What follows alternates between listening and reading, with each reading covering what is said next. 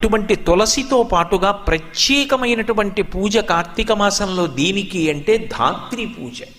ఉసిరికి పూజ చేస్తారు. ఉసిరికి చేసేటటువంటి పూజ కూడా సామాన్యంగా ఉండదు.